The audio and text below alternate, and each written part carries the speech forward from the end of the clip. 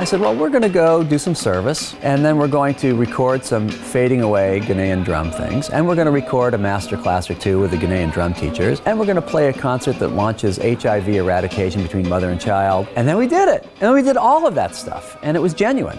Music is a universal language, so it was a natural partnership to have music be one of the languages that unites Yale and Ghana. I teach race and jazz in America here at Yale, and I've been a jazz guy my whole life. The traditions of Africa were imported to the New World. So I start my class by having them listen to rhythms of Africa. And I thought, this is perfect. I'm going to go to the place where the rhythms that I allege to know and teach are. And of course, we heard them.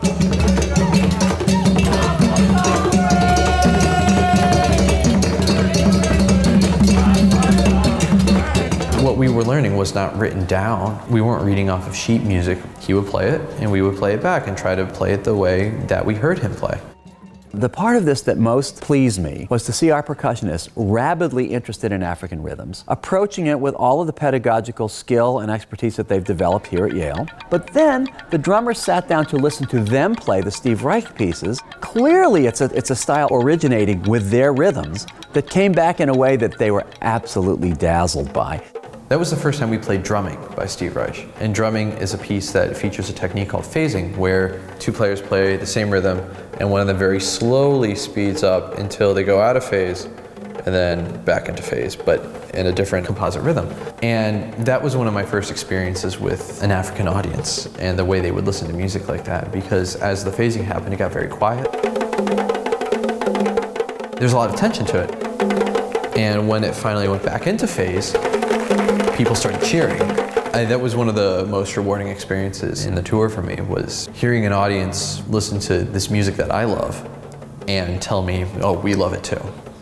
We then went to Yamaransa, where through the Yale Alumni Service Corps, there is an ongoing relationship between the university community and that village. Yamaransa is a basic community in terms of its infrastructure and its economy.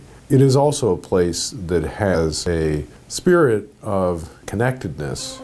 We arrive at the village and we are mobbed by young students who are happy to see us there. You know, we're the field day. And then we come back the second day and the same kids find us. By day 5, we had a relationship with these kids.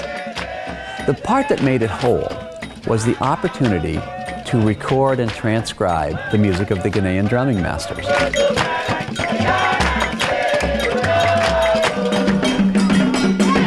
Learning about their music and also documenting their music, going to different villages and hearing the music that was indigenous to that particular village.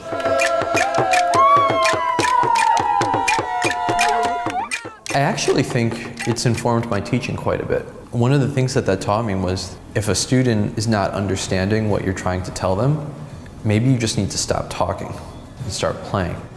Our drummers who went over to be passive agents of recording turned out to be colleagues. Now they're invested in part of the culture. It's not something we visited with a bubble of America around us. It's something that they bought into, and it's going to be part of their lives from now on.